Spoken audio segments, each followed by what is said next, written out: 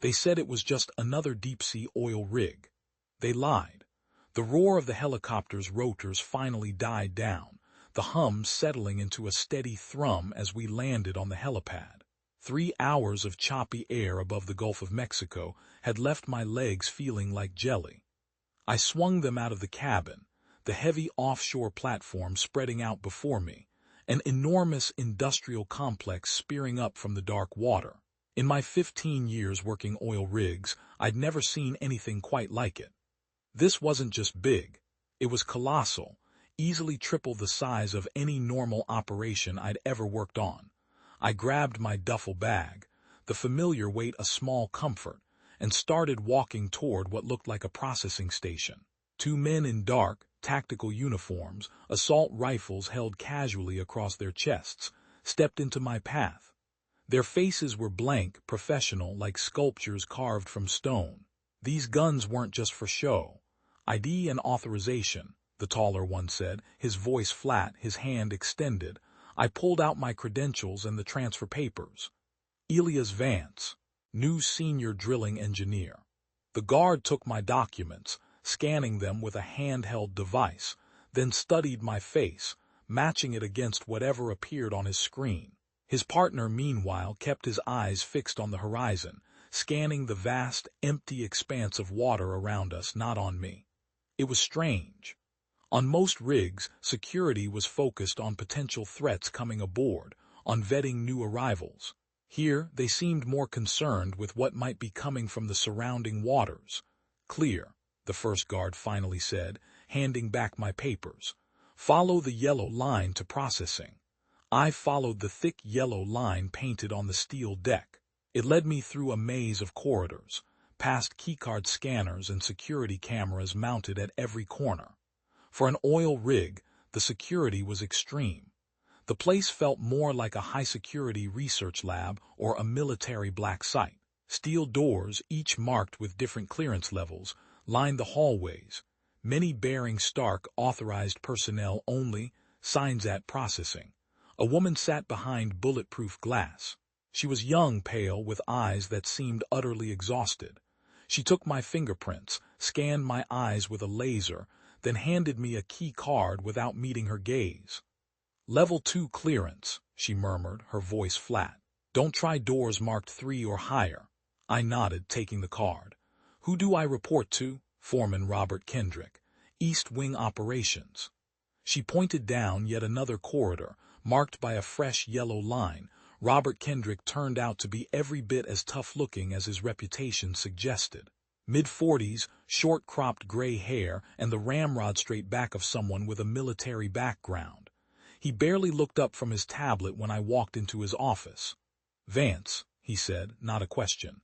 "Your credentials are impressive. Palmer Riggs, North Sea, Kazakhstan. Why'd you take this posting?" The question caught me off guard. Most foremen didn't care why you took an assignment, only that you could do the job. "Triple the pay of my last contract," I answered honestly. "And curiosity. Not many details in the job description, except specialized extraction techniques." Robert's eyes narrowed slightly, almost imperceptibly. "We value discretion here. Your contract has an extensive non-disclosure agreement for a reason." He looked back at his tablet. "You'll bunk with James Chen. Been here 3 years. He'll show you around. Living quarters tomorrow at 0600. You'll get your full briefing and assignment." "Questions?" I asked, testing the waters. "What exactly are we drilling for out here?" Robert looked up, his face expressionless. "Oil, Vance. What else would we be drilling for?" Something in his tone, a subtle shift in the air, told me not to push further. "Not yet, anyway." "No other questions, sir." "Good. James will be in the mess hall. East Wing, 3rd level." I followed more yellow lines to the mess hall. It was a surprisingly modern space, with real windows facing the vast expanse of the ocean. Most offshore rigs I'd worked on had hardly any windows, prioritizing structural integrity over views, but this place had an entire wall of glass. The food smelled better than any rig I'd been on, too. The mess hall was about half full, maybe 30 people eating dinner. I took a tray of what looked like real steak and vegetables, not the usual rehydrated sludge, and looked around the room. "You must be Vance," a voice said from behind me. I turned to find a man in his early 30s with careful, observant eyes. He wore the same company uniform as everyone else, but he carried himself differently. Watchful, sizing everyone up. "James Chen," he said, extending a hand. "I'm your bunkmate." His handshake was firm but brief, almost reluctant. He gestured to an empty table away from the others. "How long have you been in oil?" he asked as we sat. 15 years, I said. "Started roughnecking out of college, worked my way up. You?" 5 years here. 2 at other locations." His answers were clipped, efficient. "I worked the Eastern platform mostly, technical systems." I took a bite of the steak. It was perfectly cooked, restaurant quality. "Food's better than any rig I've been on," James nodded. "Company believes in keeping people comfortable. Contracts are long, 8 months on, 1 month off." That was unusual. Standard rotations were 2 to 4 weeks on, equal time off. 8 months was almost prison-like. 2 men approached our table. The older one nodded at James. "This the new engineer?" he asked. James nodded. "Elias Vance, meet Michael Reeves and David Cohen. Michael runs production floor 2. David's senior technician." Michael looked about mid-30s and carried himself with an air of authority, like he owned the place. David seemed a bit older, maybe late 30s, with sharp eyes that missed nothing. "Welcome aboard," Michael said, sitting down. "How was the flight in?" "Long," I answered. "Got to see a lot of empty ocean." "You get used to the isolation," David said, picking at his food. His eyes kept darting to James, then back to his plate. "So, what are the production numbers like?" I asked casually. The briefing materials had been light on details. Michael and David exchanged a quick glance. Something passed between them. "A warning, maybe. Standard deep-water extraction," Michael said carefully. "You'll get the full specs tomorrow. We're hitting targets," David added. "That's the main thing." I tried another angle. "What about the drilling depth? Are we talking standard or ultra-deep?" The table went quiet. Even James seemed to tense up beside me. "All operational details are covered in the morning briefing," David said finally, his tone polite but firm. Conversation closed. The rest of dinner was just small talk about Houston sports teams and how good the satellite TV reception was. Whenever I tried to talk about specifics about the rig or its operations, they got vague or just changed the subject. These men were hiding something, and they weren't even trying to be subtle about it. After dinner, James showed me to our quarters. The room was bigger than standard rig rooms. 2 decent beds, a small sitting area, private bathroom with actual water pressure. Like the mess hall, our room had a window. This one faced west, showing the horizon where the sun was beginning to set, painting the ocean in hues of deep orange and purple. "Lights out is recommended at 2200, James said, "but not mandatory. Just don't make noise if you stay up." He pointed to a wall panel. "That's the communication system. Blue button for general announcements, red for emergencies. Don't touch the black button." "What's the black button for?" I asked. "You don't have clearance to know," he replied without hesitation. "So don't touch it." James picked the bed farthest from the door and pulled out a tablet. Our conversation was clearly over. I unpacked my bag, put away my stuff, and took a shower. When I came out, James looked like he was sleeping, his back to the room. I lay on my bed but couldn't fall asleep. The rig's sounds felt wrong. I'd been on enough offshore platforms to know their normal sounds. The metal creaking, the distant hum of generators, the steady slap of waves hitting the supports. This place had all those, but underneath was something else. A rhythm that seemed to come from way below, not machine-like. It was slow and steady. A deep, resonant pulse. I got up and went to the window. The night had no moon, with just the rig's lights breaking up the dark ocean. But the water looked weird. The bright lights on the platform should have made the waves glow, reflecting off the surface, but instead, the water just took in all the light. It didn't bounce back. It just soaked it up, creating a vast, circular void of darkness around the rig. As I watched, the pulsing sound got louder. Not just in my head, something under us, deep below the ocean floor. Something big. I moved closer to the glass, trying to figure out what was wrong with the darkness. For a second I thought I saw something move in the water. Not waves, but something solid, moving with purpose. Then it disappeared behind me. James's voice cut through the quiet. Don't look at the water for too long. So he wasn't sleeping. It's against rig protocols. I turned from the window. Why? In the dim light I saw him sitting up in bed. You should get some sleep. Morning briefing comes early. You'll need to stay sharp. He turned to face the wall again, and I went back to my bed. I kept my eyes open in the darkness, listening to that weird rhythm from below, wondering what was really going on here and why nobody wanted to talk about it. I barely slept that night. The weird pulsing from below kept me awake, along with the unsettling image of the dark water I'd seen. Every time I closed my eyes, I pictured that circle of darkness around the rig that didn't reflect any light. James didn't say another word after warning me not to look at the water too long, and I didn't push him. When my alarm went off at 5:30, I felt like I'd been hit by a truck. James was already up, dressed, and sitting on the edge of his bed, waiting. "You look like crap," he said. "Thanks." I rubbed my face. "Is the coffee any good here at least?" "Better than you'd expect. Grab it on the way to the briefing." I showered quickly, trying to wash away the fog in my brain. The water pressure was surprisingly strong.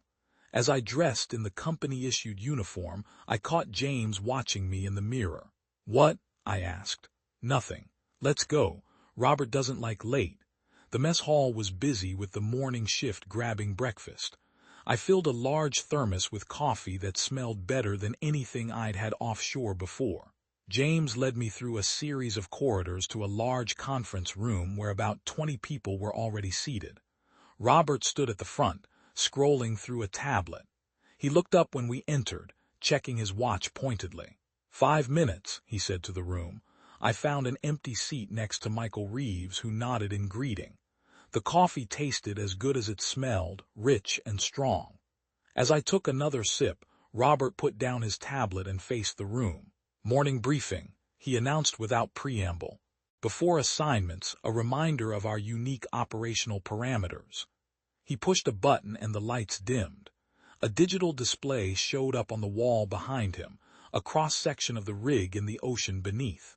"For our newest team member," Robert continued, looking at me, "and as a refresher for everyone else, this installation exists in what the company designates a pocket of exception. Standard physics behaves unpredictably here. That's why we have protocols beyond typical offshore safety measures." My tiredness vanished. In 15 years of oil work, I'd never heard anything like this. Michael must have seen my reaction, because he gave me a small shake of his head, a warning to keep quiet. Robert tapped his screen and the display changed to show a list of rules. Rule 1. No extended observation of the surrounding waters. 30 seconds maximum. This isn't superstition. It's based on documented incidents. He went down the list. Rule 2. No physical contact with the water. If you drop something overboard, report it. Do not attempt retrieval. Rule 3. Maintain constant radio communication during any outdoor work. If communication drops for more than 60 seconds, emergency protocols activate automatically. Rule 4. Report any unusual sightings immediately. Do not investigate yourself. David Cohen raised his hand from across the table. "Sir, about Rule 4, what counts as unusual sightings?" Robert's face got tense. "You know company policy on specifics, Cohen. If you see something that doesn't belong on an oil rig or in the Gulf of Mexico, report it." The non-answer hung in the air. I looked around the room, watching faces. Nobody seemed surprised by Robert's vague response. These people knew something they weren't saying. "Moving to today's assignments," Robert continued. "Vance, you're with Reeves on production floor east. He'll show you our systems. Chen, you're on monitoring station 3. Cohen, continue calibration on the southern sensors. The rest of you, check your tablets for your assignments." He nodded, dismissing us. As people left, I heard bits of talk about pressure readings, equipment checks, and shift times. Even after such a weird briefing, They were just regular oil workers doing their jobs. Michael tapped my shoulder. Ready for the tour? I followed him through more hallways to an elevator. He swiped his key card and we went down. So, I said as the elevator hummed downward, a pocket of exception, Michael sighed. Look, I know how it sounds, but weird stuff happens here. You follow the rules, you stay safe. What kind of weird stuff? The elevator stopped and Michael stepped out without answering. We entered a massive open area filled with drilling equipment. The production floor. It looked like any high-end offshore operation. Control stations, monitoring screens, heavy machinery. Seeing stuff I recognized felt almost comforting after all the unsettling things I'd witnessed. This is East Production, Michael said. One of 4 main drilling platforms. Your station is over here. He took me to a control panel that looked over the main drill shaft. The equipment was high-tech but worked on principles I totally understood. Pressure gauges, temperature monitors, torque readings, all stuff I knew well. Your job is straightforward, Michael said. Monitor these systems, maintain optimal drilling parameters. Report any anomalies to me or Robert directly. I ran my hands over the controls, feeling at home for the first time since arriving. What's our current depth? 12,342 meters. And descending, I looked up sharply. That's beyond what should be possible with current technology. Michael's expression didn't change. Like Robert said, pocket of exception. He showed me the modified safety protocols next. Extra emergency shutoffs, redundant monitoring systems, and evacuation routes were marked on every wall. Each workstation had a direct line to security and medical teams. This feels like overkill for an oil rig, I said. Better to have it and not need it. Michael pointed to a series of screens showing underwater footage. These monitor the area around the platform support structures. If you see anything unusual, hit the blue button. The feed showed a normal ocean floor around the huge supports, but something about the picture quality felt wrong. It was too clear for underwater video at that depth. What's powering these cameras? The resolution is incredible. Proprietary technology, Michael said, his stock answer for anything unusual. We continued the tour through the production floor. I noticed small details that didn't add up. Equipment modifications that seemed designed to protect against something other than the usual risks. Unusual reinforcement on all water-adjacent barriers. And strange symbols marked on certain doors that didn't match any safety code I recognized around noon. Michael led me back to the mess hall for lunch. I spotted James at a table alone and joined him after grabbing a tray of food that still looked like real restaurant fare. "How's the tour?" James asked. "Informative," I said, keeping my tone neutral. "Good equipment?" James pushed his food around his plate. "They give you the speech about the pocket. Yeah, you believe that. Doesn't matter what I believe. Rules keep you alive." He lowered his voice. "Crew turnover is high here. People get transferred out suddenly, no explanation. Last month, 5 people gone overnight. I thought about the guards with assault rifles, the excessive security, the warnings about the water. Transferred where? James shrugged. Company has facilities all over. Some volunteer for transfer after a few months. Others, he trailed off, then changed subjects. Food's good though, right? After lunch, Michael kept showing me around until our shift ended. By evening, my head was full of everything I'd been told and seen. This place broke so many normal industry rules, and their explanations were insane. A pocket of exception, where physics worked differently. It was like something from a sci-fi movie back in my room. I took a shower and changed. James wasn't around, so I had the place to myself. I went to the window, keeping an eye on the time.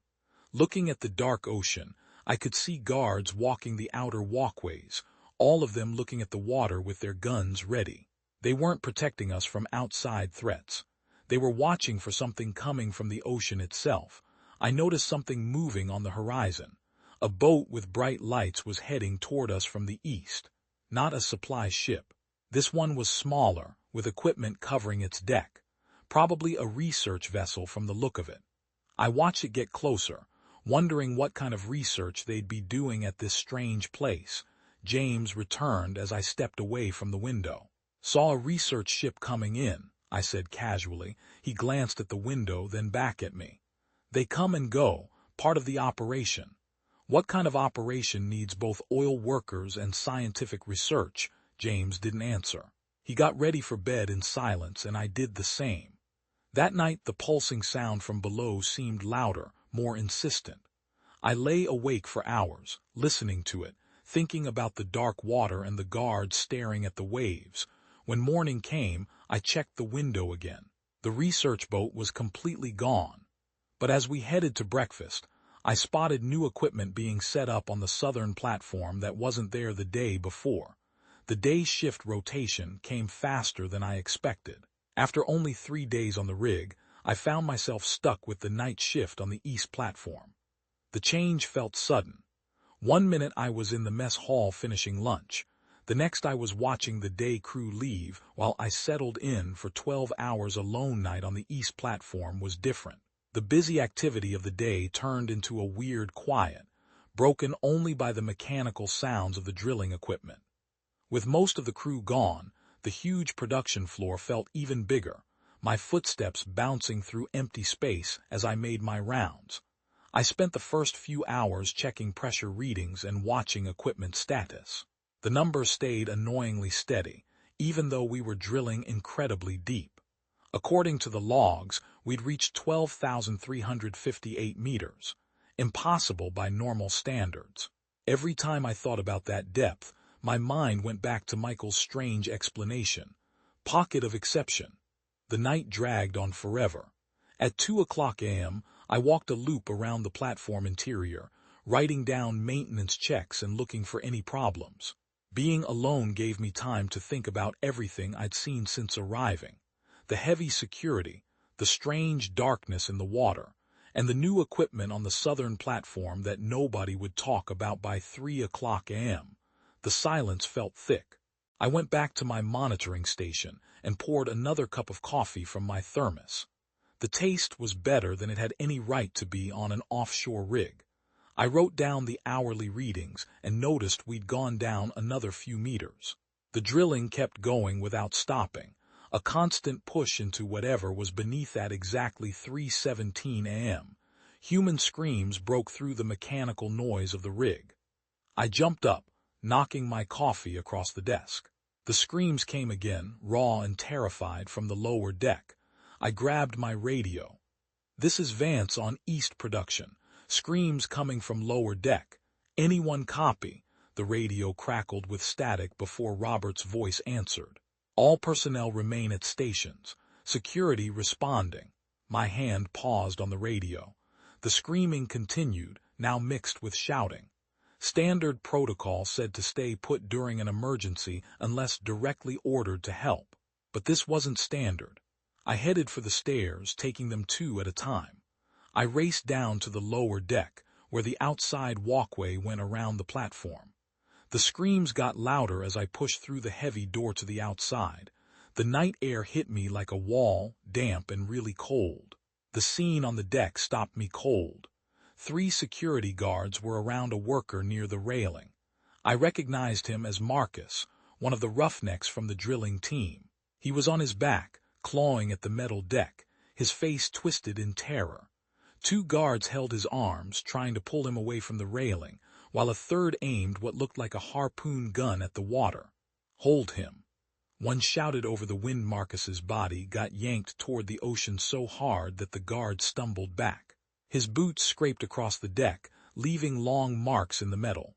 The guards pulled against whatever had grabbed him, their faces showing how much they were struggling. "What's happening?" I called, moving to help. One guard turned to me. "Get back inside." Before I could respond, the guard with the harpoon fired into the water. The projectile hit the water with a splash. The water around where it hit started to bubble and churn, a dark mass moving underneath. Not a shark or any sea animal I'd ever seen. Just something darker in the already dark water. Marcus screamed again. His body jerked hard, and one guard lost his grip. The remaining guard couldn't hold him alone. Marcus slid toward the railing like he suddenly weighed nothing. With one last hard pull, his body lifted completely off the deck and went over the edge. He went into the water without a splash, like the surface just took him in. Then nothing, the churning stopped. The water went flat and calm like nothing had happened. "Man overboard," the guard shouted into his radio. "East platform lower deck." More security people showed up in seconds. Then Robert ran up next to me out of breath. "Get inside," he ordered, his voice flat and cold. "Lockdown protocols are now in effect." I couldn't move. What just took him? That wasn't normal. "Inside now." Robert grabbed my arm and pulled me toward the door. "All personnel return to quarters immediately. This is not a drill." The PA system carried his command throughout. The rig guards stood at different spots, making sure everyone headed to the living areas.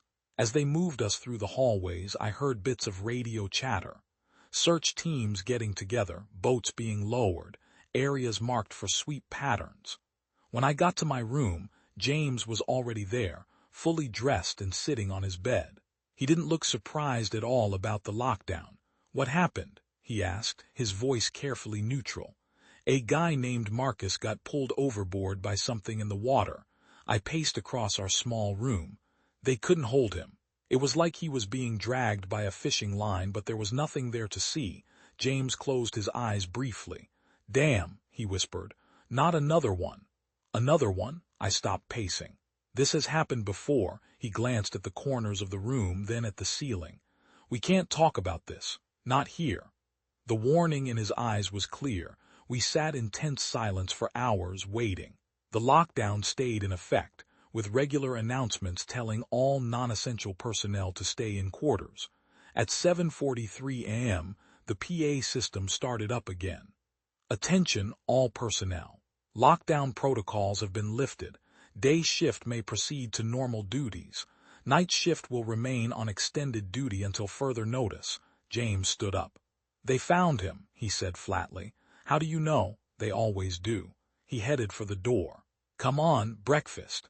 The mess hall was filled with nervous energy. People lowered their voices to whispers whenever someone new walked in. Robert showed up after most everyone had gathered and went to the front of the room. "Attention," he called. The room went silent. At 03:17 hours, crew member Marcus Haynes suffered an epileptic seizure while working on the east platform. During the medical event, he fell overboard. After an extensive search operation, Mr. Haynes was recovered approximately 2 miles from the installation. He is alive and receiving medical attention. He will be transferred to a mainland hospital later today. I nearly choked on my coffee. Epileptic seizure. That wasn't remotely close to what I'd witnessed. I looked around the room, trying to see if anyone else was questioning this obvious lie. Most faces remained carefully blank, eyes fixed on their food. "Normal operations will resume immediately," Robert continued. "Additional safety briefings regarding proper railing protocols will be scheduled. That is all." As soon as Robert left, the low murmur of conversation resumed. I spotted Michael and David at a nearby table and joined them, James following close behind. "That's not what happened," I said without preamble. "I saw the whole thing. Something pulled Marcus into the water. He was dragged across the deck by some kind of force." James kicked my shin hard under the table. Michael and David exchanged a look. "Vance," Michael said quietly, shaking his head. "Marcus had a seizure, lost his balance, fell in. That's what happened. But the water was moving," I insisted. "There was something in it. The guard even fired a harpoon." "Do you want to be transferred?" David cut in, his voice barely audible. "Because this is how you get transferred. Or worse." The table fell silent. Their faces told me everything I needed to know. They had seen similar things before. Things that were immediately denied and covered up after breakfast. Robert stopped me in the corridor. "Vance, a word." He led me to a small meeting room and closed the door. "I'm reassigning you to the western platform," he said, "effective immediately." The western platform. As far from the incident site as possible. "Why?" I asked, already knowing the answer. "We need your expertise there." His face gave away nothing. Report to Supervisor Jensen at 1400 hours. He'll brief you on your duties. What about what I saw last night? We both know that wasn't a seizure. Robert's expression hardened. What you think you saw was distorted by darkness, distance, and the stress of an emergency situation. The medical team has confirmed an epileptic event. And the guards, the harpoon gun, the thing in the water. There were no guards present when Marcus fell. There was no weapon discharged. You are misremembering events due to stress. He leaned closer. This is your first and final warning, Vance. The official report states that Marcus Haynes had a seizure and fell overboard. Any alternative narrative will be considered a violation of your non-disclosure agreement, resulting in immediate termination and possible legal action. The threat hung between us. Do I make myself clear? Robert asked. Crystal, I replied. Good. Western platform, 1400 hours. He opened the door. Enjoy your breakfast. I went back to my room to shower and change before reporting to the Western platform. I took a detour past the medical bay, saying I had a headache. Through the small window in the door, I saw Marcus lying on a bed, his eyes open but completely empty, staring at the ceiling. His body wasn't moving except for the slow rise and fall of his chest. A medical team in protective gear surrounded him, taking samples and readings. One of them spotted me and moved quickly to the door. This area is restricted, she said, blocking my view. Medical needs.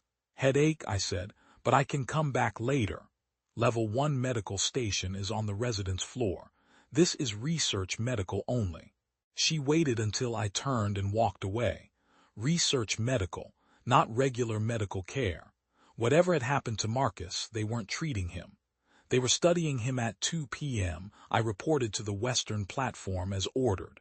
The supervisor briefed me on monitoring duties, identical to those I'd performed on the East platform. The monitors showed the same impossibly deep drilling operation, the same suspiciously steady pressure readings. As I settled into my new station, I looked out at the water surrounding the Western platform. From this vantage point, I could see almost the entire rig. In the distance, a helicopter descended onto the landing pad. Medical personnel wheeled a gurney toward it, a still form strapped down under a sheet. Marcus, being transferred to a mainland hospital, but the helicopter didn't lift off in the direction of the mainland. It turned and headed out to sea, toward the horizon where I'd seen the research vessel disappear 3 days after Marcus's incident. The rig had changed. It wasn't anything obvious at first. The same equipment made noise, the same fluorescent lights buzzed overhead, the same taste of industrial coffee lingered in the break rooms. But underneath the routine, something was different.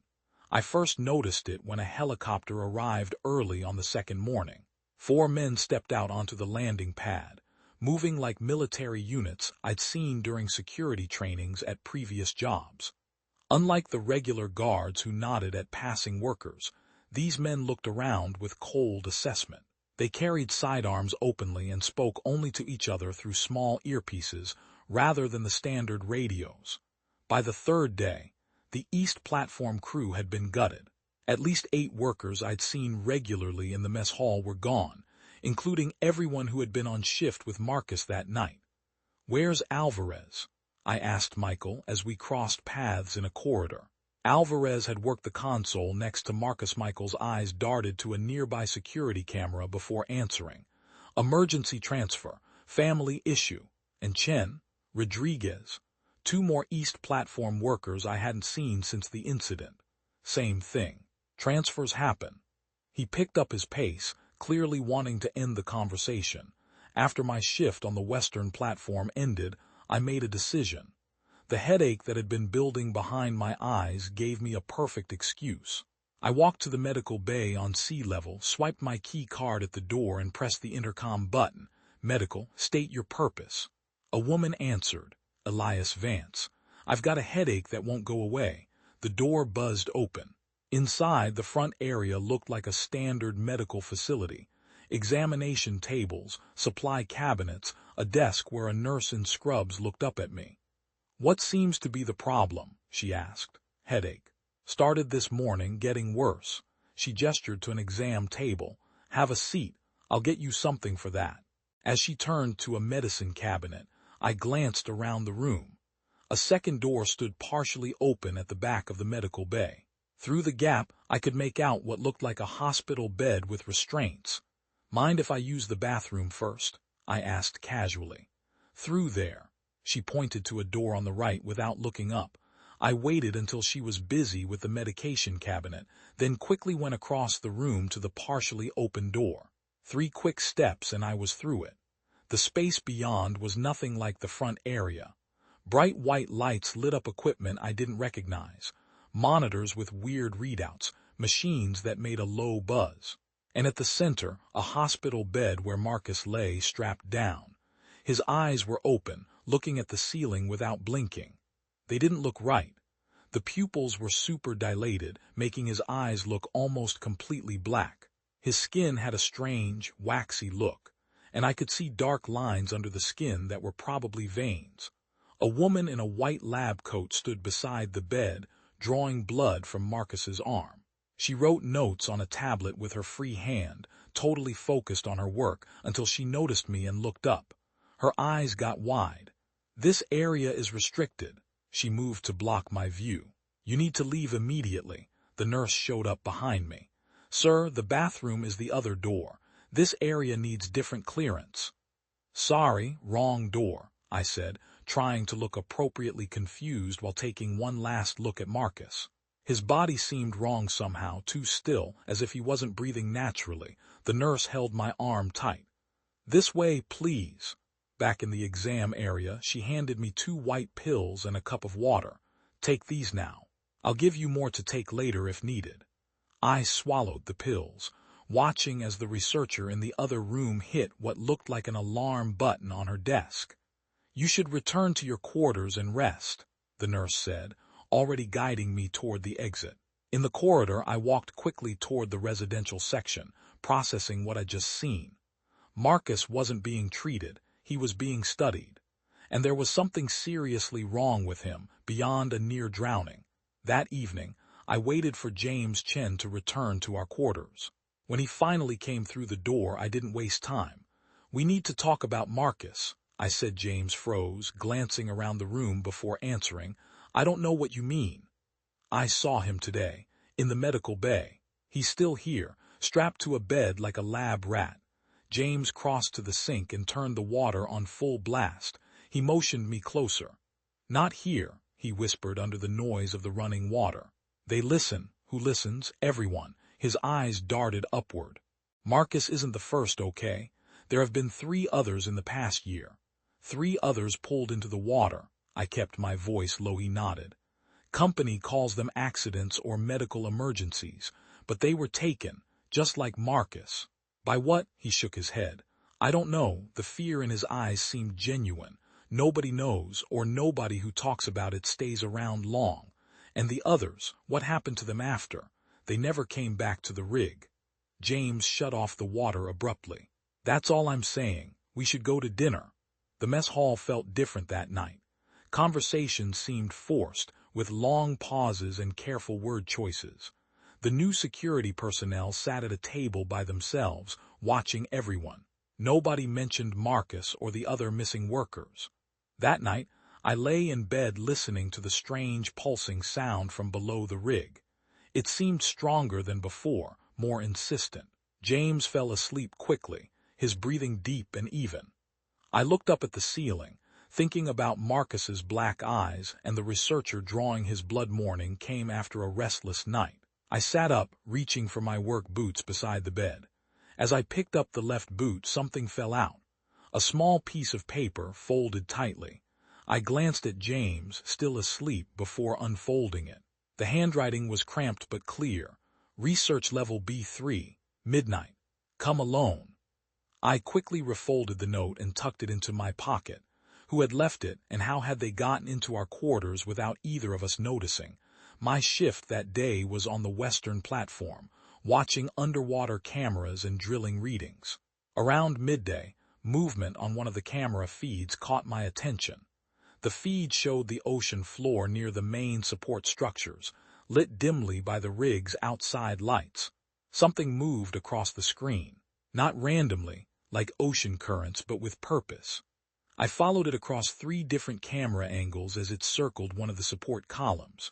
Whatever it was looked hard to make out darker than the surrounding water, with what looked like multiple arms or tentacles. David Cohen walked past my station, stopping when he saw what had caught my eye. "What's that?" I asked, pointing to the shape. His face showed nothing. "Where?" "Right there," I pointed as the thing moved into view on another camera. "That movement pattern isn't like any marine life I've ever seen." Without a word, David reached over and tapped a few keys. The screen changed to a different view where everything looked normal. "System diagnostic," he said loudly, pulling out his radio. "Control, this is Cohen. Running diagnostic sweep on Western platform cameras 7 through 12. Temporary feed interruption." "Copy that," came the reply. "Authorized." He turned to me with a flat expression. "Sometimes the underwater feeds get interference. Nothing to worry about." "That wasn't interference," I said. "Something was moving down there. Just tricks of light in the water. Happens all the time." He walked away, but positioned himself at a nearby console where he could watch what I was doing. I tried to bring back the original feed, but my access had been restricted. For the rest of my shift, I went through the motions of checking gauges and entering numbers, my mind on the note in my pocket. Research level B3. I'd never seen it on any of the facility maps. It had to be in a restricted area, probably requiring higher clearance than I had. I would need to find it without being caught by security that was watching everything more closely now. As my shift ended, I thought about the risks. Whatever was happening on this rig went beyond unusual drilling operations or workplace accidents. People were being taken by something in the water, and instead of stopping it, the company was studying it. I decided I would go to B3 at midnight. The truth was worth the risk. I had to face facts. On this rig, knowing what was really going on could save your life. It could be the difference between staying alive and becoming the next person strapped to a bed with dark, empty eyes. A boom woke me up suddenly. My nightstand clock said 2:37 a.m. The alarm screamed for 6 seconds before it cut off, leaving everything weirdly quiet. James wasn't in his bed. I pulled on my pants and stuffed my feet into my boots without tying them. The door to our room opened with a hiss. When I stepped into the hallway, the emergency lights were on, making everything look red and hard to see. The hallway was empty. No security guards running to check things out, no workers coming out of their rooms to look. Just silence when there should have been chaos. I headed toward where the explosion came from, following the smell of smoke and something else. Something metallic and wet. When I turned the corner toward the B-section stairs, I saw him. William. He sat against the wall, one hand on his neck. Blood leaked through his fingers, running down his arm and making a puddle on the floor. His eyes got big when he saw me. "Vance," he gasped, his voice barely audible. "Help me up." I rushed to his side to see how bad it was. He had a gunshot wound in his neck just above the collarbone. Blood was pouring out fast. "We need to get you to medical," I said, reaching for my radio before realizing I'd left it in my quarters. William grabbed my arm. He was really strong for someone bleeding so much. He stared at me, looking desperate. "No," he whispered. "They did this. Listen to me." I leaned closer as his voice weakened. "They're not drilling for oil," William said, each word requiring visible effort. "They're drilling into it. The boundary, it's coming through." Blood bubbled at the corner of his mouth. I tried to apply pressure to the wound, but he pushed my hand away. "We're lab rats," he continued, his breathing becoming more labored. "Get away from." His body suddenly stiffened. A violent convulsion shook him from head to toe. His grip on my arm tightened painfully, then released as his body went slack. His eyes stayed open, staring at the ceiling, seeing nothing. Footsteps bounced from the corridor to my right. Heavy, purposeful steps of multiple people moving quickly. I looked around frantically.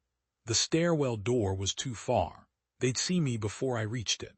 I spotted a small door marked supply about 10 feet away.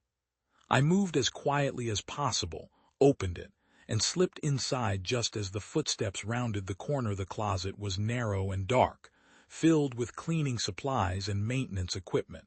Through a small crack where the door didn't quite close properly, I could see William's body and the growing pool of blood around him. Robert Kendrick came into view with 2 guards, weapons drawn on either side. They approached William's body cautiously. One guard checked for a pulse, then shook his head. Robert pulled out his radio. "Subject W compromised," he said, his voice calm and matter-of-fact. "Containment breach possible. Prepare Unit 7. Subject W not William." Subject W1 guard took photographs of the scene while the other retrieved something from a case he carried.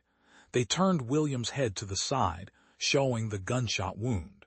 The guard leaned down with what looked like a syringe and injected something directly into the wound. "Full cleanup protocol," Robert instructed. "I want this corridor sterile by morning briefing." The guards nodded, then lifted William's body between them. His arms hung limp, head lolling backward as they carried him away. Robert followed, speaking quietly into his radio. I couldn't make out the words. I waited until the footsteps faded completely before easing the door open. The hallway was empty again, with only the pool of blood as evidence that William had ever been there. I pulled out my phone and took several pictures, making sure to capture the blood pattern and location near the B-section stairwell. After taking the photos, I went back to my quarters, wondering about so many things. What boundary was William talking about? What did containment breach mean? And why would Robert call him Subject W instead of his name? I spent the rest of the night wide awake, staring at the ceiling, listening for any unusual sounds. James never returned to our quarters. Morning came with no further incidents. I showered and dressed without thinking much, still stuck on William's final words. When I entered the hallway to head to breakfast, I noticed something right away. The blood was gone, not just cleaned up but completely absent. The floor looked shiny, as if freshly polished, without even a hint of cleaning solution smell. The mess hall was full of normal morning activity. Workers ate breakfast and talked about shift rotations as if nothing had happened. I saw Michael and David at their usual table and joined them, looking around for any sign of James. "Either of you see James this morning?" I asked casually. Michael shook his head. "Not since yesterday's shift." David didn't look up from his coffee. The daily briefing started at 7:30 a.m. sharp, with Robert standing at the front of the room looking as composed as ever. He went through the standard updates. Production numbers, maintenance schedules, safety reminders, without a single mention of an explosion, an alarm, or a death. When he opened the floor for questions, I raised my hand. The room went quieter than usual. "Has anyone seen William today?" I asked, watching Robert's face carefully. "He wasn't at breakfast." Robert's expression didn't change, but something in his eyes hardened. "There is no personnel by that name on this rig," he replied evenly. "Perhaps you were dreaming." Several workers moved around uncomfortably in their seats.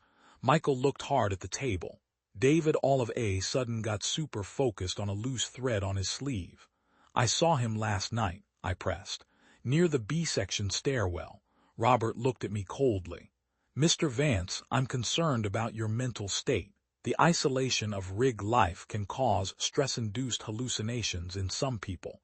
Maybe you should go to the medical bay for an evaluation."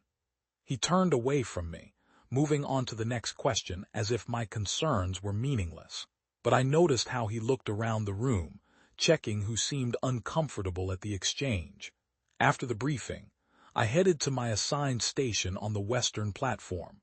As I passed through security, I noticed 3 new guards I hadn't seen before. They watched me with open suspicion. Throughout my shift, I couldn't shake William's words from my mind. "They're not drilling for oil. They're drilling into it." The boundary. Each pressure reading I logged, each gauge I monitored seemed to take on new significance. What exactly was I helping them drill into? I tried to focus on my work, but my thoughts kept returning to William, bleeding out on the floor, to Robert's cold denial, to Subject W and Unit 7.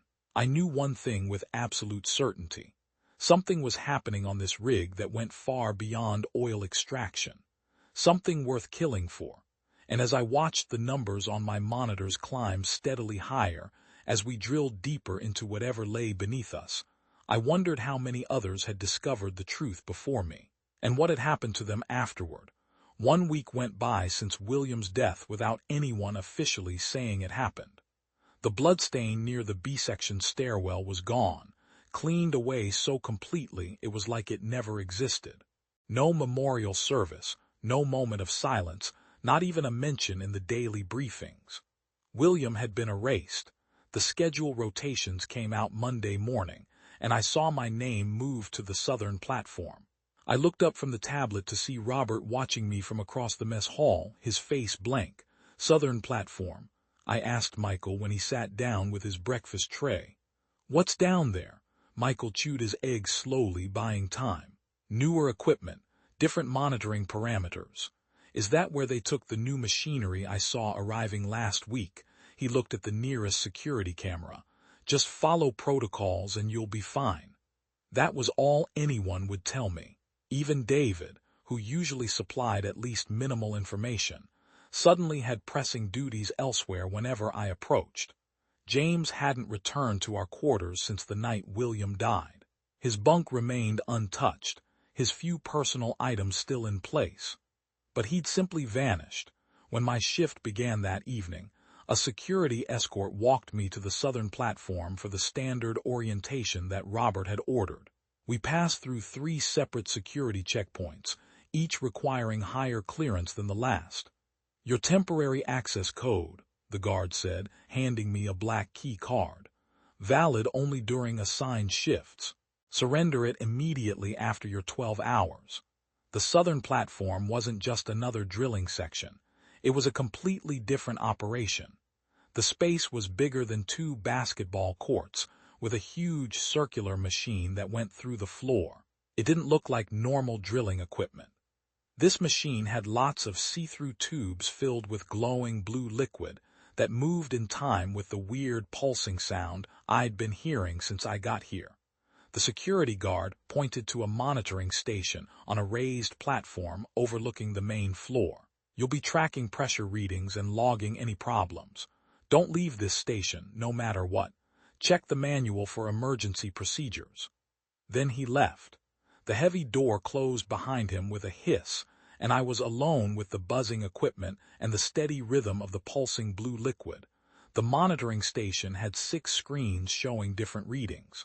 The middle screen showed a depth counter at 13,487 meters, way deeper than what I'd seen on the eastern platform.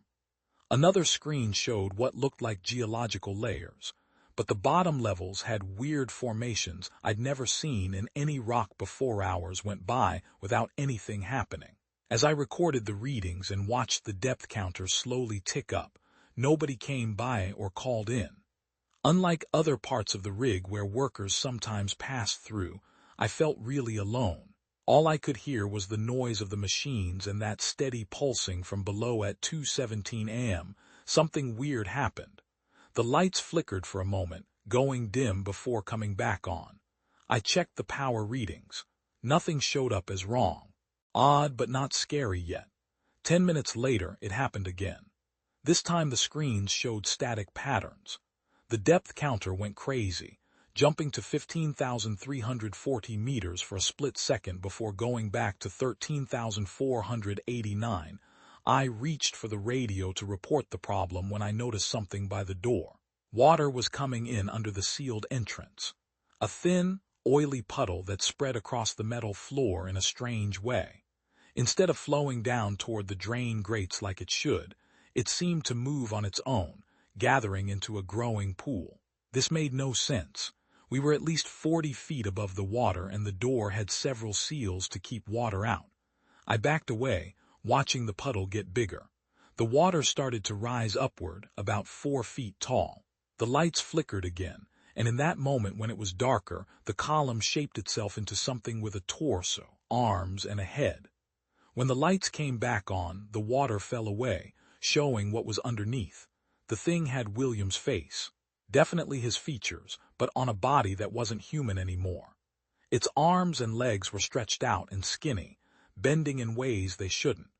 Its skin was almost see-through, showing veins that glowed with the same blue light as the liquid in the drilling machine's tubes. I bumped into the railing of the monitoring platform. The creature stared at me with eyes like black holes that didn't reflect any light. It opened its mouth, showing rows of needle-like teeth in circles, but instead of attacking, it raised a webbed hand toward me. Help! The sound was barely recognizable as speech, a gurgling attempt at words pushed through vocal cords that were no longer designed for human language. Vance, it knew my name. The thing with William's face knew who I was. William, I whispered. The creature jerked its head in what might have been a nod. Not much time. Each word seemed to cause it physical pain. There, letting in. I reached for the emergency button on the console behind me. The creature saw the movement and came at me fast. Its webbed hand shot out toward me with fingers that were way too long and bent at weird angles. Listen, it gargled, blue fluid dripping from its mouth. Boundary breaking. They want. I slammed my palm down on the emergency button. Alarms immediately blared throughout the platform. The creature pulled back, grabbing at what passed for ears, its mouth opening in a silent scream of pain. Within seconds, the door burst open. 4 security guards in special gear rushed in, carrying what looked like weapons but with wide barrel ends that had the same blue energy I'd seen in the creature's veins. Containment breach.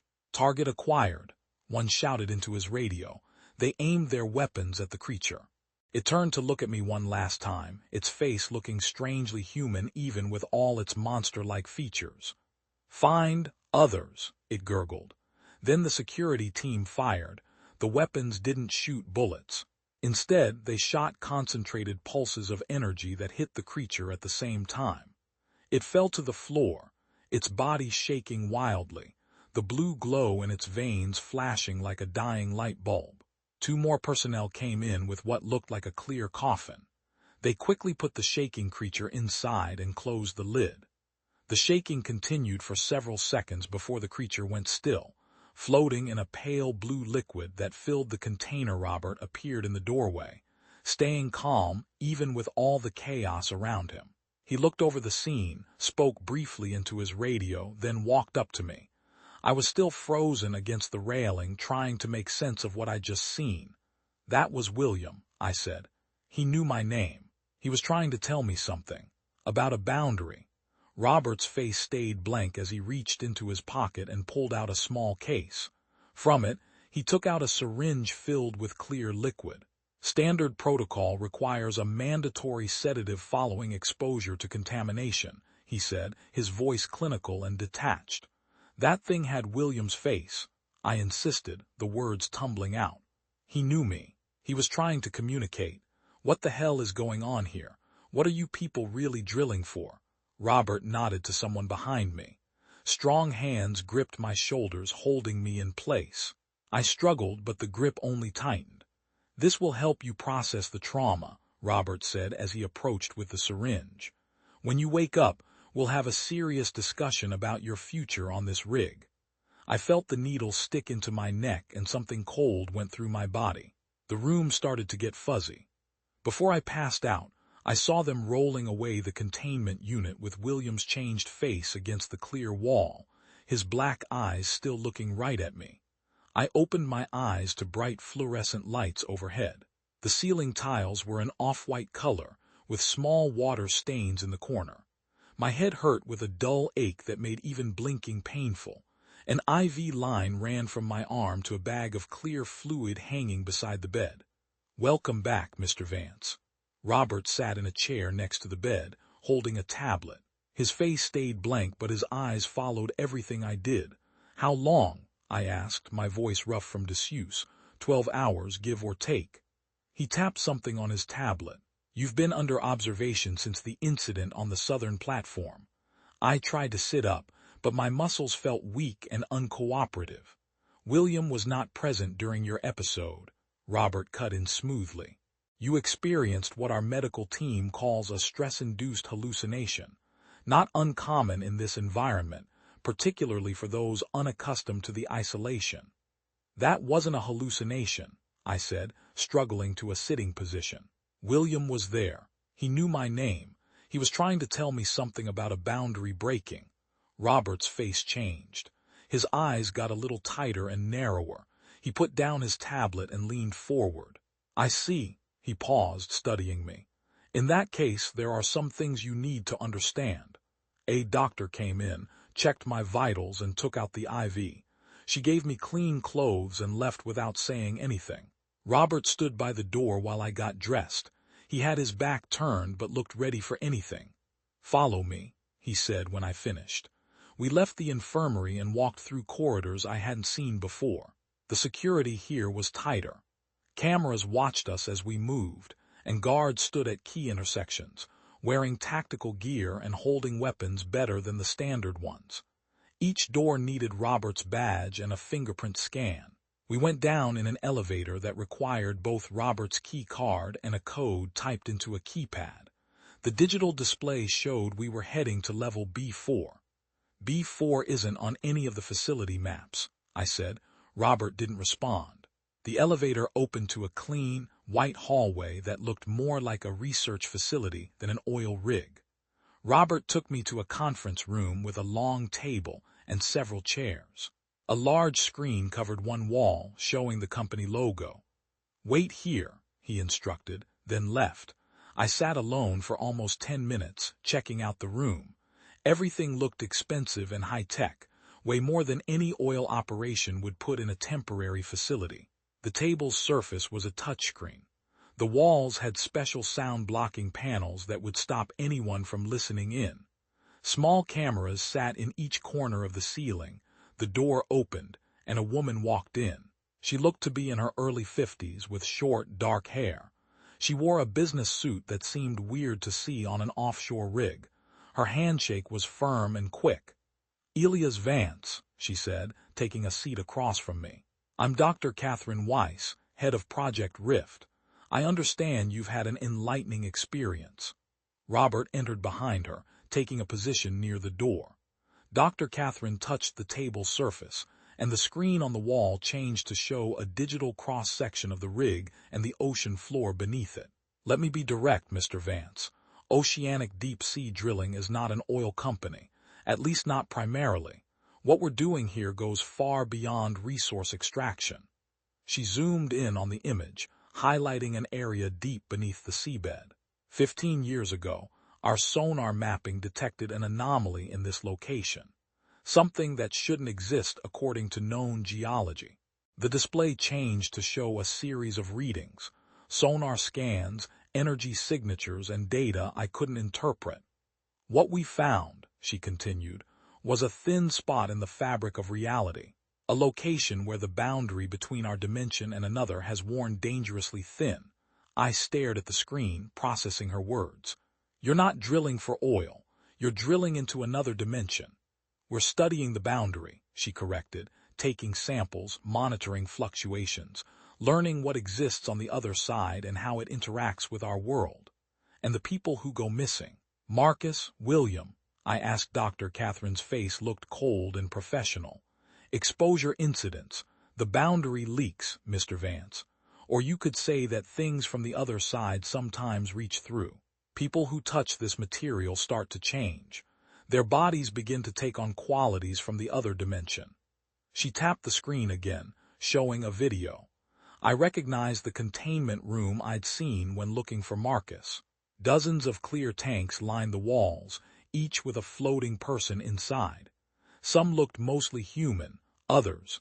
"These are our current research subjects," Dr. Catherine said. "Former employees who have begun the transformation process.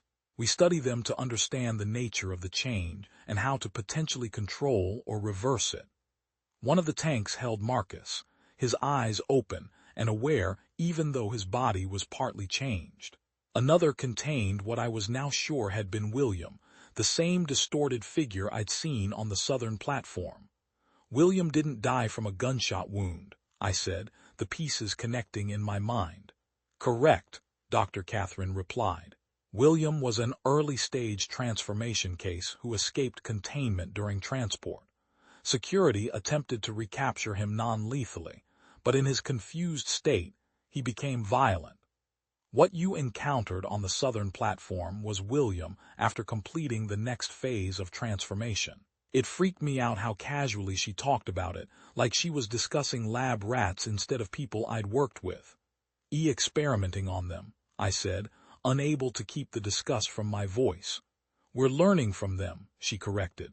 The potential applications of this discovery are beyond calculation, Mr. Vance.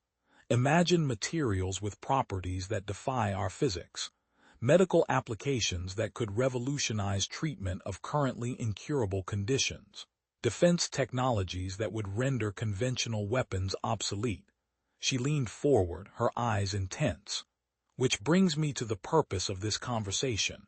You now know the truth about our operation. That leaves us with limited options. Robert moved slightly by the door, letting everyone know he was still there. Option 1, Dr. Catherine continued. You join the research team with increased clearance and compensation. Your engineering expertise would be valuable, and you've already demonstrated remarkable adaptability.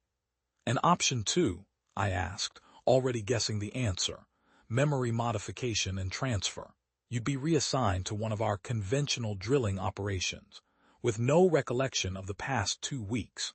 Her expression made it clear which option she preferred. You have potential, Elias. I'd hate to waste it. My mind raced. Either choice was dangerous. If I refused to join them, I doubted I'd simply be allowed to leave with my memory wiped. More likely, I'd end up in one of those tanks, but agreeing too readily might raise suspicion. This is a lot to process, I said, choosing my words carefully. I need time to think. Dr. Catherine looked me over, then nodded. You have until tomorrow morning to decide. In the meantime, your clearance has been temporarily upgraded to allow access to level B2. Feel free to review some of our non-classified research. It might help inform your decision. She stood up. One more thing, Mr. Vance. Any attempt to talk to the outside world about what you've learned will be caught and dealt with. For everyone's safety. Robert took me back to my quarters, which seemed weirdly normal after everything. The bed, desk, and window felt like they belonged to a different reality, one where oil rigs were just oil rigs and people didn't turn into monsters. James's bunk was still empty and untouched. I lay on my bed for hours, thinking about everything. The rig, the drilling operation, the disappearances. It all started to make sense now. They'd found a weak spot between dimensions and were messing with it, not caring what might come through or who might be changed by it. I needed to get word out. Documentation. Evidence. Something real that would expose what was happening here. At 1:47 a.m., I left my quarters. The B2 access Dr. Catherine mentioned might be my only chance. The hallways were mostly empty, with skeleton crews handling night shifts. I nodded to the few workers I passed, trying to look normal as I headed to the communications center on level B2. My temporary clearance worked on the door. Inside, banks of equipment made a low buzzing sound. Satellite communication arrays, radio systems, computer terminals, all the tech needed to stay in touch with the outside world from this isolated spot. I sat at a terminal and began typing an emergency message, planning to send it to the Coast Guard and several news outlets at the same time. But when I tried to connect to the external network, a message popped up. All outgoing communications routed through ODSD secure servers for security verification. Please wait for transmission approval. Of course. They wouldn't leave an open channel that could expose them. I needed another plan. Instead, I got into the internal network. My engineering credentials let me look through most of the standard systems. I searched for research files, hoping to find something I could download as evidence. To my surprise, many files were open to me. Video logs of early encounters with the boundary material, medical records of transformation cases, papers on practical uses of dimensional technology. I connected my phone to the terminal and started downloading everything I could find.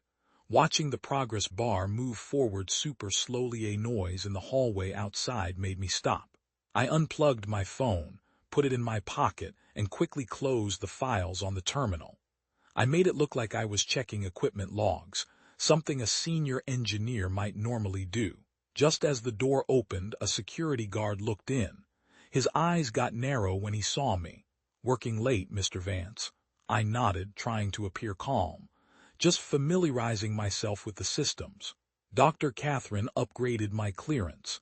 He checked something on his tablet, then nodded reluctantly. "The night shift supervisor should be notified when personnel access comes after hours." "Sorry, first time down here." "I'll remember that." He gave me a final suspicious look before leaving. I waited 5 minutes, then left the communication center. My phone felt heavy in my pocket, loaded with evidence that could expose the entire operation if I could get off this rig alive. The walk back to my quarters seemed longer, with security possibly hiding in every corner. I took a slightly different route, wanting to be less predictable. As I turned down the final corridor, I saw someone standing in the shadows near my door. I slowed my pace, considering whether to turn around. Then the person stepped into the light. James Chen stood there looking at me with a blank face. His eyes dropped to my pocket, where my phone was partially visible, then back to my face. He said nothing, but the silent message was clear. He knew James and I stood in the hallway, locked in a silent standoff. His eyes stayed fixed on the phone in my pocket, then moved back up to my face. I couldn't read his expression beyond the obvious. He knew what I'd done. "We should talk inside," he said finally, his voice barely above a whisper. I hesitated. If James really was security, following him into our isolated quarters might be walking into a trap. But standing in the hallway with incriminating evidence in my pocket wasn't smart either. I nodded and followed him through the door. Once inside, James looked around the corners of the room, then turned the sink faucet on full blast. The sound of running water filled the small space. "They have microphones everywhere," he said quietly, "but not in the plumbing." I kept my distance back against the wall. "Are you going to report me?" James shook his head. "Not yet." "What did you find in the comms center?" I weighed my options. James had been missing since William's death, only to reappear now when I'd gathered evidence. But I needed information and possibly an ally. Research files, videos, medical records of the transformations. I didn't mention the download to my phone. They're not drilling for oil. They're studying something coming through from another dimension. I know. James sat on his bunk, suddenly looking exhausted. "I've known for 3 months. How much do you know about what they're doing to those people?" "Enough." He rubbed his face. "The research subjects, the tanks, the transformation process." I thought about the supply schedule I'd memorized during my orientation. The helicopter comes in 2 days. Supply run from the mainland. James looked up sharply. "Don't even think about it. Robert's people watch those transfers like hawks. Anyone trying to board without clearance would be stopped immediately." "I have temporary upgraded clearance," I reminded him. "From Dr. Catherine. To level B2, the helipad requires B1 or higher." I paced the small room, thinking. I need to see more. I need to understand what's really happening here. "You should just take their offer," James said, his voice hollow. "Join the research team. That's the only way you survive this. Like the others survived. Like William." I leaned closer, keeping my voice under the sound of the water. "I'm getting off this rig with proof of what they're doing." James stared at me for a while, then nodded once. "Get some sleep. We'll talk more tomorrow." I lay on my bunk for hours, unable to sleep, planning my next moves. I needed to access the lower levels, find solid evidence beyond the files I'd already downloaded, and figure out how to get on that helicopter. My mind raced with possibilities and dangers until I finally passed out from exhaustion. Morning came too quickly. The daily briefing was run by Robert, who watched me extra closely. Dr. Catherine wasn't there, but it felt planned rather than random. Throughout the meeting, I noticed James staying on the opposite side of the room, carefully avoiding eye contact. After the briefing, I tested my new clearance by heading toward the B3 research level. The elevator accepted my temporary credentials, taking me deeper beneath the rig than I'd been before. The doors opened to a clean, white hallway with multiple security doors. Most needed higher clearance than mine, but one labeled Observation accepted my badge. Inside was a small room with a large observation window looking over a huge laboratory space below. At least 24 clear containment tanks lined the walls, each filled with pale blue liquid, and floating in each tank was a human, or what had once been human. Some looked mostly normal, with only subtle changes. Dark veins under pale skin, slightly longer fingers, eyes that had begun to change into those black, empty holes. Others were in more advanced stages, their bodies twisted and changed like William's had been. A control panel in front of the window let me zoom in on individual tanks. I focused on one in the corner, and my stomach dropped. Marcus floated inside, his transformation worse than when I'd seen him in the medical bay. His limbs had grown longer, joints bending at weird angles. His skin had become nearly see-through, showing dark veins pulsing underneath. But his eyes, they were fully aware now, alert and following the movements of the lab technicians below. As I watched, a technician approached Marcus's tank with some kind of testing device. Marcus immediately pressed his hands against the glass, his mouth moving like he was begging. The technician ignored him, taking readings from a panel on the side of the tank before moving on. I moved the view to other tanks. Some people floated limply, looking unconscious or maybe already dead. Others moved constantly, pushing against their tanks, mouths open in silent screams. One caught my attention, a figure so changed that barely anything human remained, except the eyes, which looked straight at the observation window. Like it knew I was watching. A door at the end of the observation room led to a small archive.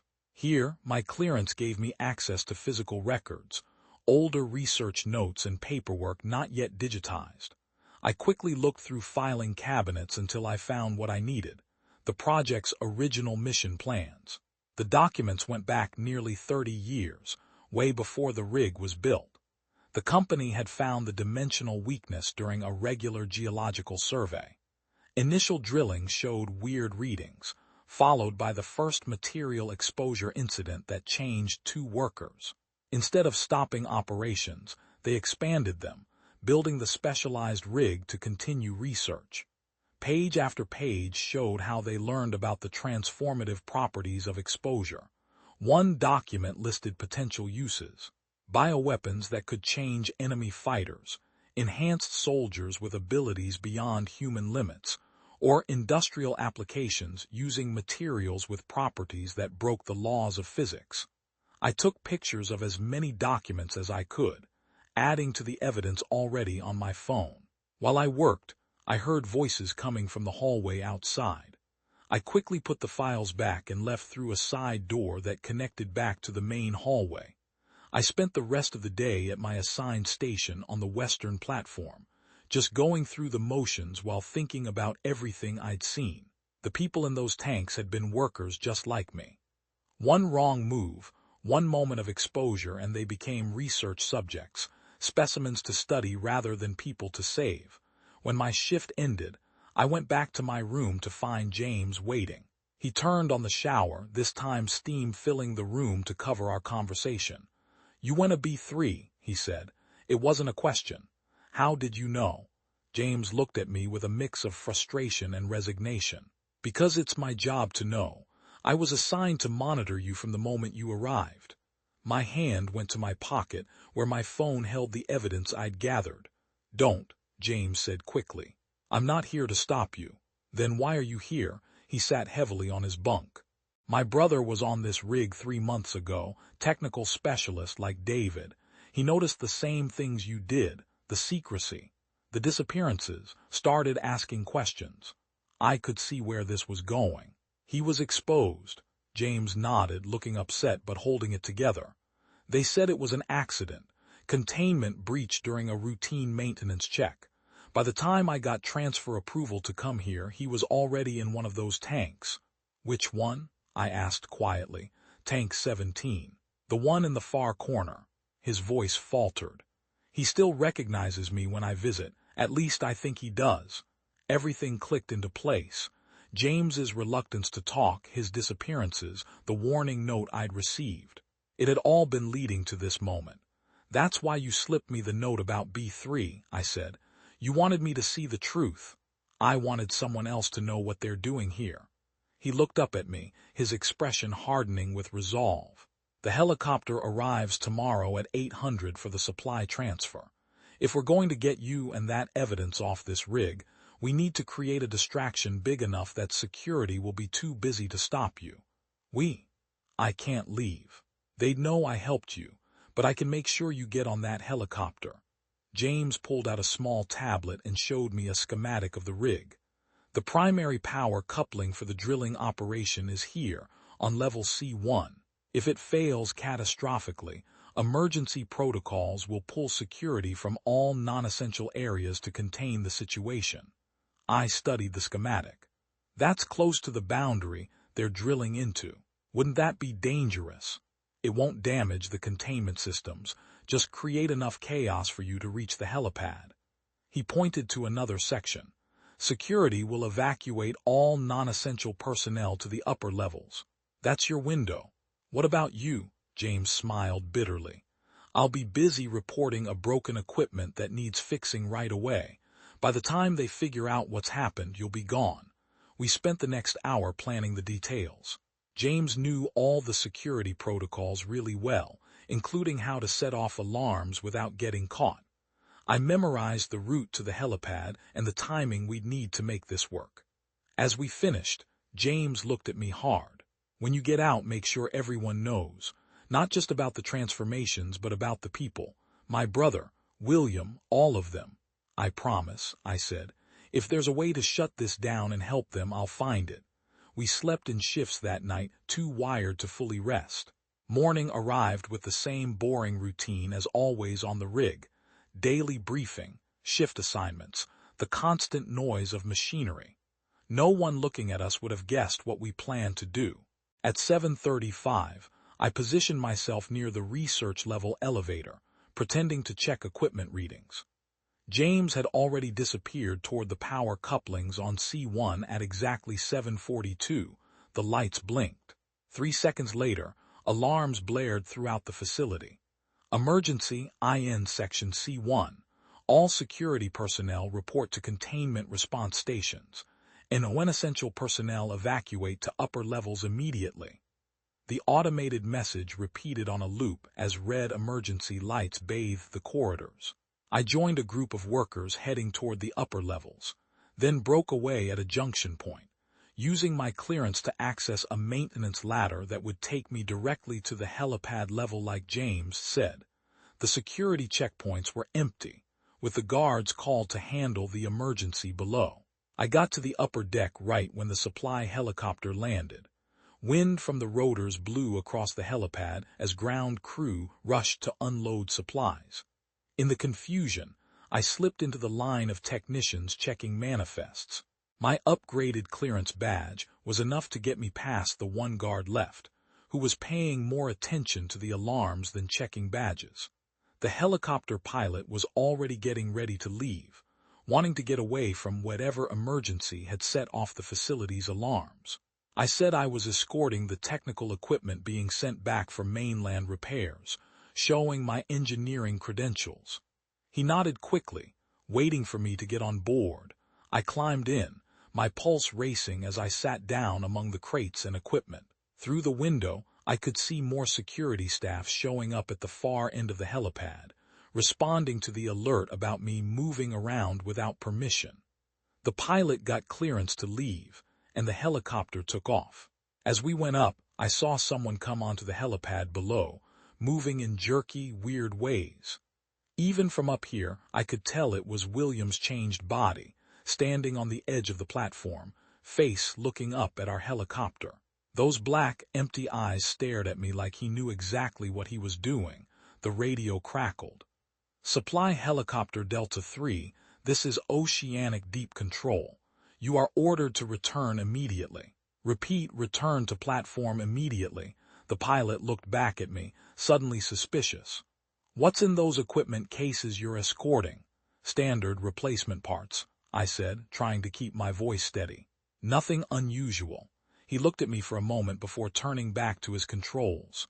Control, this is Delta 3, returning as ordered. The helicopter turned sharply, heading back to the rig. As we went down, I felt a weird, tingly feeling in my fingertips that slowly moved up through my hands. I looked down and saw dark lines under the skin of my wrists, following my veins up my arms. It hit me hard. I'd been exposed, maybe in the research level, maybe earlier when I ran into William. It didn't matter when. What mattered was that I was already changing. The stuff on my phone, even if I got it out, would cost me by making me like those stuck in the tanks below. The tingly feeling got worse as we got close to the helipad. Guards stood ready, some holding the same weapons they used on William. At the edge of the platform, William's changed body was there, watching us land with those black, unblinking eyes. As the helicopter touched down, I felt the first painful cramp in my fingers as they started to stretch and grow. What do you think Elias Vance will do next? Follow for more stories like this.